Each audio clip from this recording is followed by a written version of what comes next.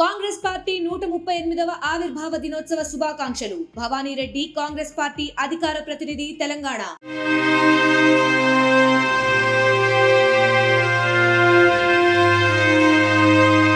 Tamil Nadu DMDK అధినేత నటుడు విజయకాంత్ చనిపోయారు.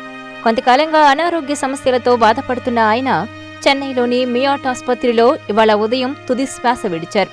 న్యూమోనియాతో మంగళవారం రాత్రి ఆసుపత్రిలో చేరారు విజయకాంత్.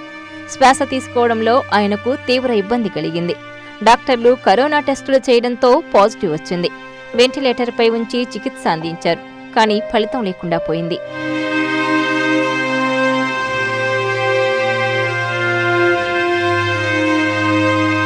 విజయకాంత్ గత కొన్నాళ్లుగా అనేక అనారోగ్య సమస్యలతో బాధపడుతున్నారు.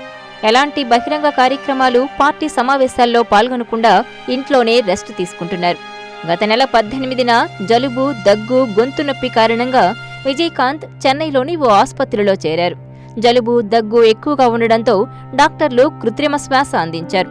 అప్పుడే ఆయన ఆరోగ్యం విషమంగా ఉందనే పుకార్లొచ్చాయి. కానీ నవంబర్ 23న విజయకాంత్ ఆరోగ్యం మెరుగ్గా ఉందని డాక్టర్లు ప్రకటించారు. అనంతరం ఈ నెల 11న డిశ్చార్జ్ చేశారు.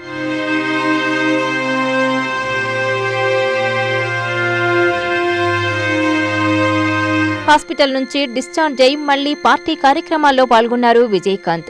కానీ ఉన్నట్టుండి మళ్లీ అస్వస్థతకు గురయ్యారు. ఈ నేపథ్యంలో మంగళవారం రాత్రి చికిత్స కోసం మళ్లీ ఆసుపత్రిలో చేరారు. ఉన్న అనారోగ్య సమస్యలకు తోడు కరోనా సోకడంతో ఆరోగ్యం విషమించింది. వెంటిలేటర్పై ఉంచి చికిత్స అందించినా ఫలితం లేకుండా పోయింది.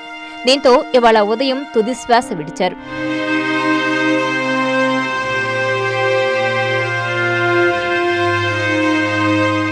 మరిన్ని వీడియోస్ కోసం ఛానల్ ని సబ్స్క్రైబ్ చేయండి. లేటెస్ట్ అప్డేట్స్ కోసం వాట్సాప్ ఛానల్ ని ఫాలో చేయండి. అండ్ లింక్ డిస్క్రిప్షన్ లో ఉంది.